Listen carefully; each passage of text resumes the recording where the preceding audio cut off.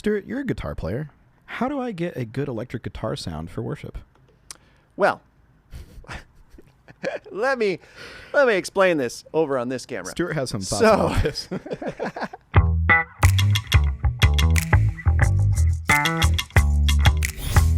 My thinking is, step one, learn how to play. Right.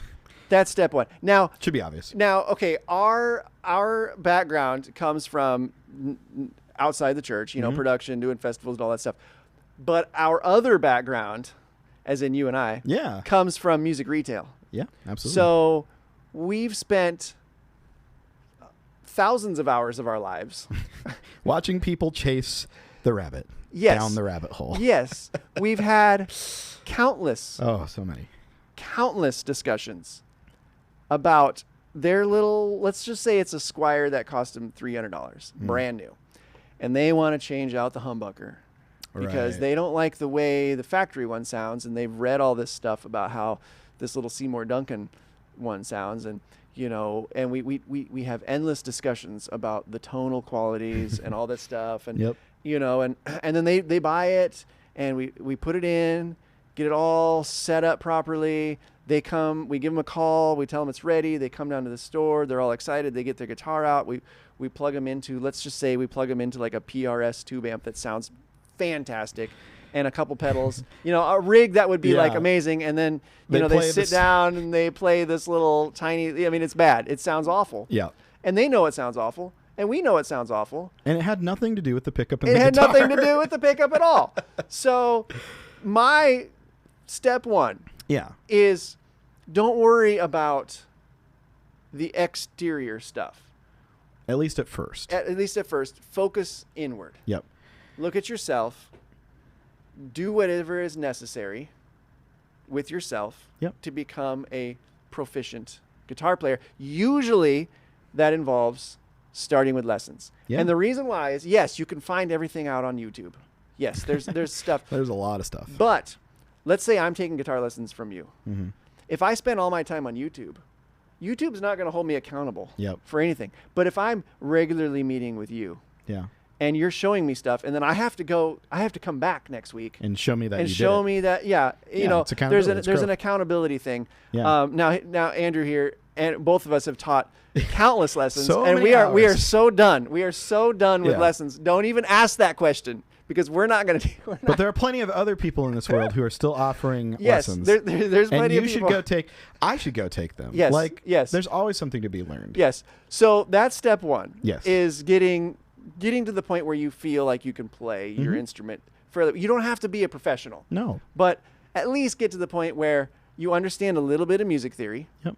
You understand that, when you're in the key of G, you've got like G, C, D, E minor, and you look at the song, this worship song you're getting ready to play, and you're like, oh, I see all those chords there. And you know how to play them and kind of move back and forth. Yeah. Like if you can at least get to there and have a little rhythm and stuff, now we've covered step one, and we can start moving into step two.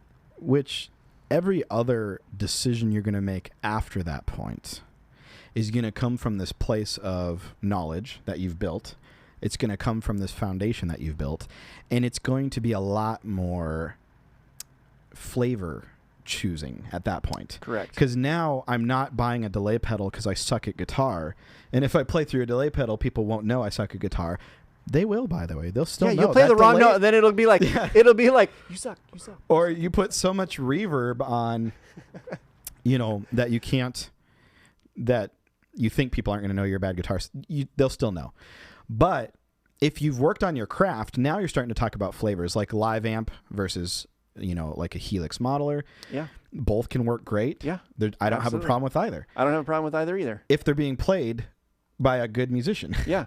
And that's where things enter the realm of, well, it depends on the scenario. Yeah, exactly. Like I'll take a Helix all day long if you're in a room where you can't have, like an isolation cabinet for an amp or whatever. Yeah. A Helix will stuff like that was the front of house engineer's dream come true.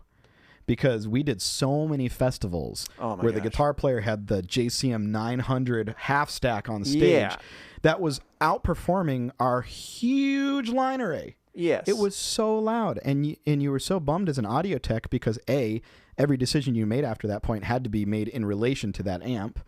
And B, you couldn't let the music breathe. It was just always loud. Oh my gosh. So I do want to say something. This whole discussion, the rabbit hole we're going down, can be an hour-long thing. Yeah. But I will say, I do want to interject something that I'm fairly passionate about when it comes to guitars. Now, I am a luthier. Right. I have the certification saying that I am a luthier. A luthier is a professional guitar builder, woodworker, all that stuff. I went to school for it. Right. I've got 900 college credit hours saying that I know what I'm doing with guitars. Okay.